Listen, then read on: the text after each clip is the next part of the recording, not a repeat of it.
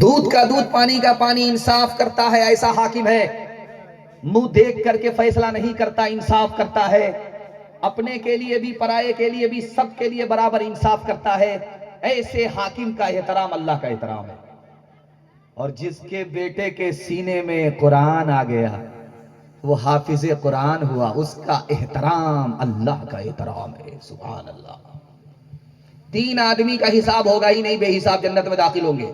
پہلا آدمی جو اذان دے رہا ہے، 1 سال ہو گیا، 2 سال ہو گئے، 3 سال ہو گئے، 7 سال سے مسجد میں اذان دے رہا ہے، جیسے ہی انتقال ہوگا بے حساب جنت میں داخل ہوگا اذان کے صدقے میں۔ سبحان اللہ۔ دوسرا آدمی اس جلسے میں بھی ہو سکتا ہے، بے حساب جنت میں داخل ہوگا، کسی کا نوکر ہے، مالک کا حق ادا کر رہا ہے، کسی کا بندہ ہے، خدا کا حق ادا کر رہا ہے، اس کا بھی حق نہیں مارتا، اس کا بھی حق نہیں مارتا، مرنے کی دیر ہے، بے حساب جنت میں داخل ہوگا۔ اور جس کے بیٹے کے سینے میں 6666 آیتیں جمع ہو گئی، حافظ قرآن ہو گیا، مرنے کی دیر ہے، جنت میں خود بھی داخل ہوگا، اپنے خاندان کو داخل کرے گا۔ سبحان اللہ۔ ایک ہی بچہ آپ کا ماسٹر بھی بنے گا، حافظ بھی بنے گا۔ کیسے طریقہ بتا رہا ہوں، دھیان سے سنیے گا۔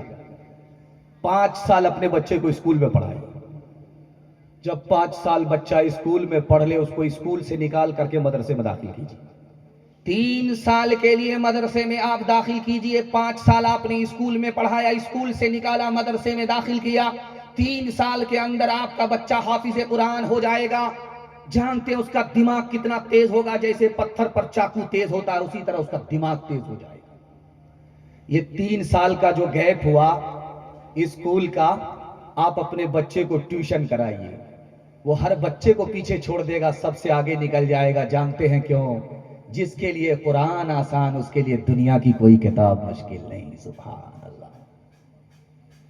ادھر عورتوں کا مجمع ہے، ادھر مردوں کا مجمع ہے، دستار بندی کا جلسہ ہو گیا، ختم ہو گیا، لوگ اپنے گھر واپس ہو گئے۔ عورت جیسے ہی گھر پہنچی اپنے شوہر سے کہتی تم کو بھی حافظ بننا ہوگا۔ بولا کہ بوڑھا طوطا کیا سیکھے، میں تو بوڑھا ہو گیا، اب کیسے حافظ بنوں گا؟ تو عورت نے کہا تم کو انعام ملے گا۔ اب شوہر کے کان کھڑے ہو گئے کہ کیا انعام ملے گا؟ تو عورت نے کہا کہ اگر تم حافظ بن گئے تو تم کو دوسری شادی کی اجازت ہو جائے گی۔ اب کیا تھا، رات دن ایک کر کے 6 مہینہ میں حافظ قرآن ہو گئے۔ اسکول میں کالج میں پڑھاؤ انہیں، لیکن آثار زمانہ بھی دکھاؤ انہیں، لیکن آثار زمانہ بھی دکھاؤ انہیں، لیکن بچوں کو اپنے دین سے ہرگز نہ ہٹاؤ، ہر گھر میں کوئی حافظ قرآن بناؤ، ہر گھر میں کوئی حافظ قرآن بناؤ۔ قرآن کا پڑھنا تمہیں جنت دلائے گا، دنیا کی مصیبت سے سدا یہ بچائے گا۔ بچنا ہے جہنم سے تو ایمان بچاؤ، ہر گھر میں کوئی حافظ قرآن بناؤ۔ ماشاءاللہ اتنا اچھا آپ نے سن کر کے دیا، میں گھبرا گیا تھا کہ جلسہ ہوگا کہ میلاد ہوگا، لوگ سننے والے ہوں گے یا بھاگ گئے ہوں گے، تو میں نے سوچا کیا فرق پڑتا ہے، اگربتی اور موم بتی لے کر کے جاؤں گا اور جلا کر کے بیان چھوڑ کر کے قرآن پڑھ کر کے سب کا فاتحہ کر دوں گا ایک ساتھ۔ لیکن اللہ کا شکر ہے کہ آپ لوگ باقی ہیں اور آپ نے اپنے مہمان کی آبرو کا سامان کیا۔ میں دل سے دعا کرتا ہوں اللہ محشر میں آپ کی آبرو کا سامان فرمائے۔ ابھی آپ نے دیکھا ہوگا سوشل میڈیا میں کہ جاوید اختر صاحب ایک طرف بیٹھے ہیں اور مفتی صاحب ایک طرف بیٹھے ہیں اور بحث ہو رہی ہے، ایک کہہ رہا کہ خدا نہیں ہے اور دوسرے کی طرف سے جواب یہ آ رہا کہ خدا ہے، کیسے نہیں ہے؟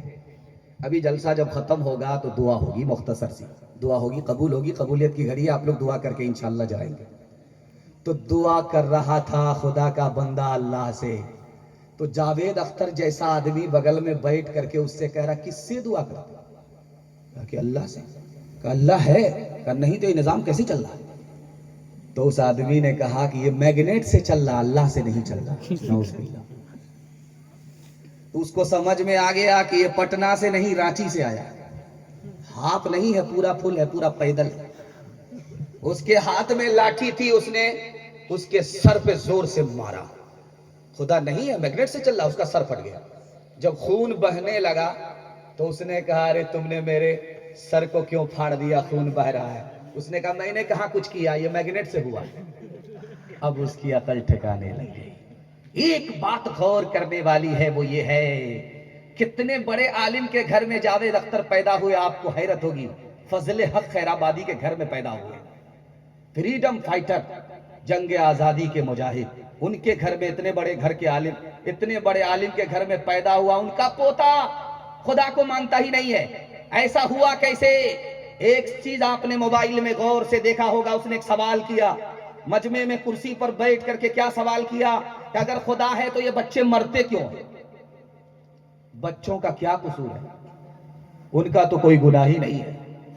اگر ان کو آنا تھا تو یہ مرتے کیوں ہیں؟ اگر ان کو مرنا تھا تو یہ آتے کیوں ہیں؟ اسی سوال نے اس کو خدا کے انکار تک پہنچا دیا. یہ سوال جاوید اختر صاحب کا نہیں ہے. اس ہندوستان میں پنڈت جی گزرے، ان کا نام تھا پنڈت دیانند سرسوتی. انہوں نے یہ سوال کس سے کیا تھا؟ حضرت نانوتوی سے کیا تھا کہ بچوں کا کیا قصور ہے؟ میں گنہگار، تم گنہگار، ساری دنیا گنہگار، مگر اس بچے کا کہ جو معصوم پیدا ہوا اس کا قصور کیا ہے؟ آتے ہی دنیا چھوڑ کر کے چلا گیا، ماں باپ کو وہ رلا رہا ہے، اس کو رلانے پر کیا ملتا ہے؟ اس کا مطلب ہے خدا نہیں ہے. پنڈت دیانند سرسوتی نے سوال کیا، حضرت نانوتوی نے جواب دیا. دعا کیجئے اللہ ان کی قبر کو نور سے بھر دے. تو حضرت نے کہا کہ خدا کے یہاں ایک کوٹا ہے، کوٹا. اس کوٹے میں جو داخل ہوتا ہے وہ بے حساب جنت میں جائے گا. جو اس کوٹے میں ہوگا وہ بے حساب جنت میں داخل ہوگا. یہ بچہ پیدا ہوا، اس کوٹے میں چلا گیا، اللہ نے اس کو بلا لیا، انتقال کر گیا، بے حساب جنت میں داخل ہو گیا. ماں باپ رو رہے ہیں، ماں باپ اس کی مصیبت پر صبر کر رہے ہیں. صبر کے بدلے اللہ نے ماں باپ کو جنت میں داخل کر دیا. خدا نے اس پر بھی کرم کیا، خدا نے ماں باپ پر بھی کرم کیا، کسی پر ستم نہیں کیا. آپ دیکھیں گے گرمی میں تربوز آتا ہے تو تربوز کا درخت زمین سے سٹا ہوا ہوتا ہے لیکن پھل بڑا ہوتا ہے. اور یہ مالدہ ہے، مالدہ آم کا کہنا کیا ہے؟ اتر پردیش میں اس کو لنگڑا آم کہتے ہیں، مزیدار آم ہوتا ہے. تو آم کے درخت کو دیکھیے، اس کا درخت بہت بڑا ہوتا ہے، پھل چھوٹا ہوتا ہے. تربوز کو دیکھیے، چھوٹا ہے، اس کا پھل بڑا ہے.